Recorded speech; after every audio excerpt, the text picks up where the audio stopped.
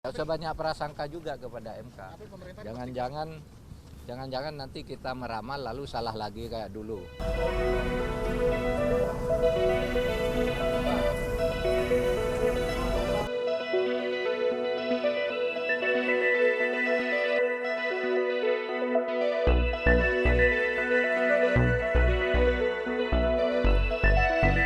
Tidak usah banyak prasangka juga kepada MK.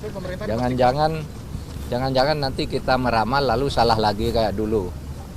Iya kan? Ada yang meramal gini ternyata MK-nya enggak apa-apa, lalu salah semua ramal. Padahal rakyat sudah terlalu ribut. Yang ini enggak usah ngeramal-ramal lah, tapi berharap yang terbaik bagi negara ini. Gitu ya. Tapi putusan MK kan dipatuhi berarti Pak, ada apapun terkait pembatasan batasan umur itu Pak.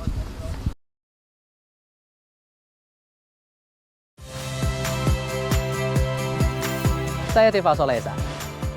Saksikan program-program Kompas TV melalui siaran digital, pay TV, dan media streaming lainnya.